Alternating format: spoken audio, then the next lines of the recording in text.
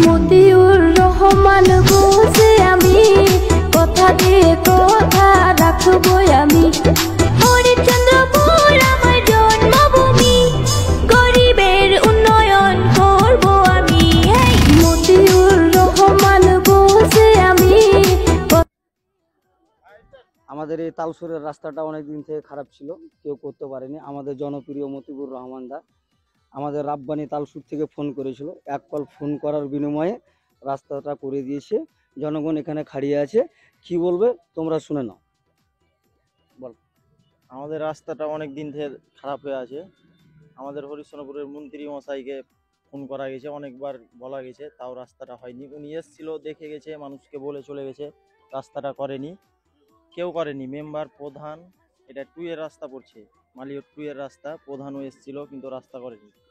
কিন্তু আমাদের এখানকার রাব্বানি বলে একটা ছেলে আছে তালসুরের, উনি মতিউর রহমানকে একবার এক কলের বিনিময়ে ও কাজটা করে দিল। লোকটা অনেক ভালো লোক। রাস্তাটা দাদা মতিউর রহমান দা করেছে, আপনারা জি ভালো হয়েছে, আমরা সাপোর্ট করছি। মতিউর দা করেছে, কথা মেনেছে, রব্বানির কথা শুনেছে, আমাদের খুব ভালো লাগছে। আমরা আগামীতে ভাবছি চাই এরকম লোকের দরকার আমাদের।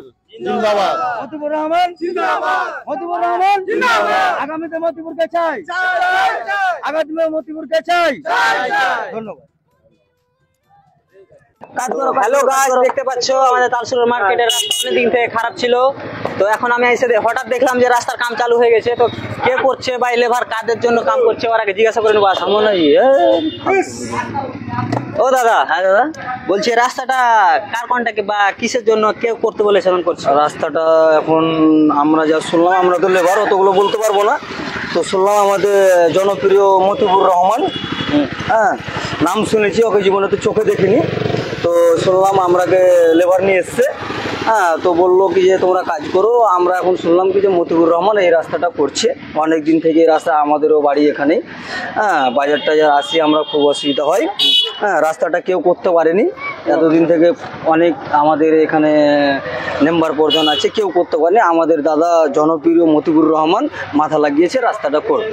আমিও দেখেছি অনেক দিন থেকে রাস্তাটা খারাপ ছিল গাইস। তো দেখো কালকে থেকে আরো কি হচ্ছে, মানে রাস্তাটা ভালোভাবে ঢালাই করে দেওয়া হবে বলছে।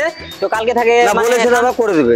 আচ্ছা ঠিক আছে, তাহলে কালকে থেকে তাহলে আরো কাম স্টার্ট হয়ে যাবে। মানে আজকে জুম্মার পরে মানে আরো ইটের গাড়ি বা ট্রাক্টর আসবে, তখন পরে দেখতে পাবে।